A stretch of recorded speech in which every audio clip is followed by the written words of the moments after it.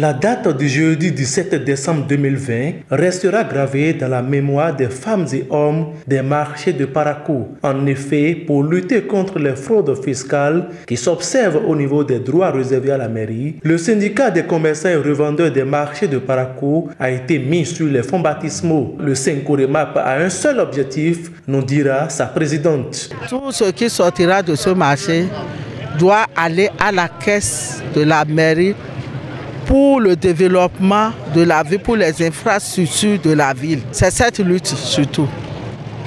Le marché paye, les usagers payent, tout ça là. Donc, nous avons notre objectif. Nous savons pourquoi on a créé encore ce syndicat. Après cette assemblée constitutive, le bureau exécutif compte descendre dans les marchés pour recenser les difficultés auxquelles ses membres sont confrontés afin de trouver une approche de solution. Si on ne se lève pas, on ne peut pas avoir union.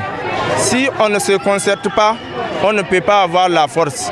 Si on ne se lève pas, les gens ne peuvent pas nous connaître et nous ne pouvons pas connaître les autres. C'est pourquoi certains parmi nous des charges se sont soulevés et concertés les autres, d'où nous avons créé ce syndicat. Et les premières missions du bureau qui vient d'être installées, d'abord dans les différents marchés de Parakou, nous allons sillonner pour demander les gens et les autres leurs préoccupations et ce qu'ils vivent au quotidien.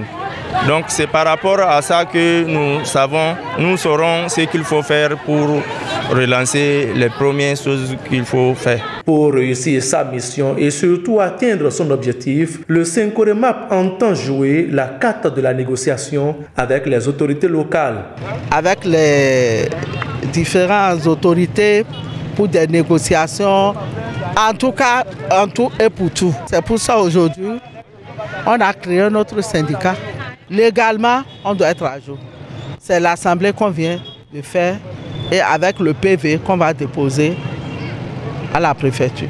Ce bureau provisoire de 31 membres a 1 an pour régulariser les choses avant la tenue de l'Assemblée générale élective qui se tiendra en décembre 2021.